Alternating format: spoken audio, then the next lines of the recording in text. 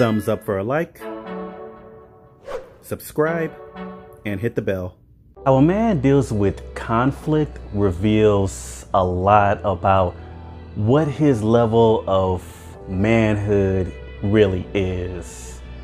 If a man is very indirect, very passive aggressive, doing a lot of sneaky stuff when he's in conflict with another man, if a man uses a lot of ad hominem personal attacks against you on every little thing, if a man is very emotional every time he's in conflict with somebody, this male is seriously lacking in manhood.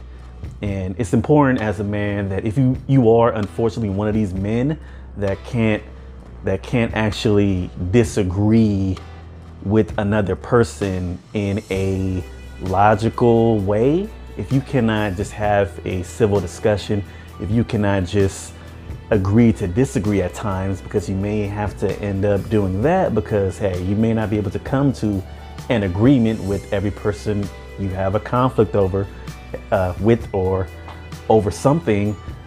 You need to be able to know how to properly engage with another person that you are in conflict with and still maintain manhood about yourself. You can't be the type of man that when you get into conflict with another man, you're quick to get in your feelings, you're quick to be ready to fight somebody in about 2 seconds. I mean, you can't be the type of man that you get into a conflict with somebody at work and you run and go tell some supervisors right away. You run and go tell management. You tell everybody in the world about your little petty conflict you're having without even first directly approaching that individual. As a man, the way you address conflicts really reveals where you are in your manhood. That is an excellent indicator of where you really are in your manhood.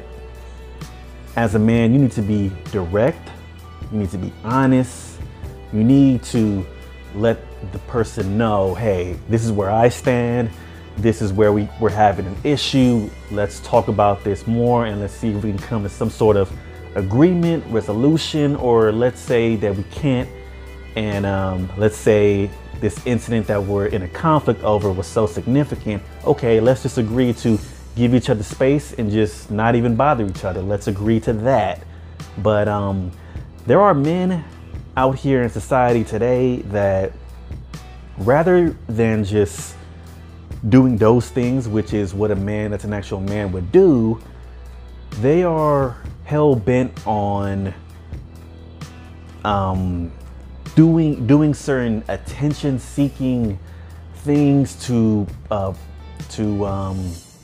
really annoy that person, or they'll do very passive-aggressive things to annoy that person, or they'll try to get that person in trouble through some sort of scheme. Okay, like a man that's an actual man doesn't do none of that indirect stuff. We don't do none of that indirect stuff. If I'm in conflict with somebody, I will go to the source directly, address it with them, and we will resolve it in that fashion. We will not do all this extra stuff, all this, or even all this fake stuff where you're smiling with this person, you're saying, oh, hey man, oh, hey, what's up, man?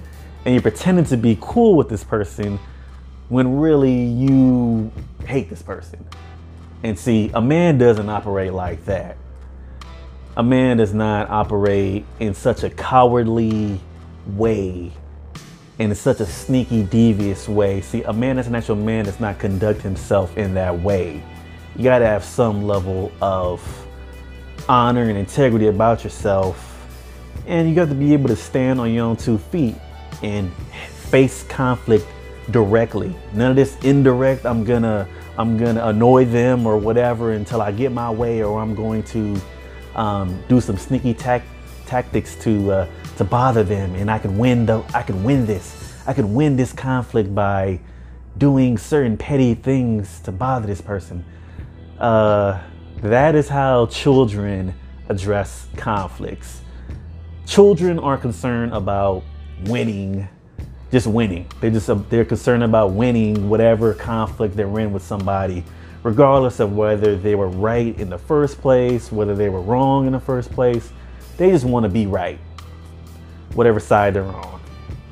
And see, a man that's an actual man, he can admit what wrongs he did. He can admit what he contributed to this conflict, and he will seek to resolve this conflict, because a man doesn't have time to waste on some nonsense.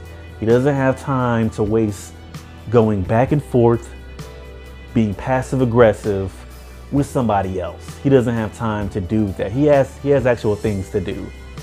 So as a man, you need to conduct yourself as such. You don't need to be the type of man that is indirect, that stirs up additional drama when you're in conflict, that does ad hominem, insulting, personal attacks. You don't need to do all that stuff. And if it comes down to it and you're in such a conflict with another person that, hey, you might have to defend yourself, hey, you gotta do what you gotta do.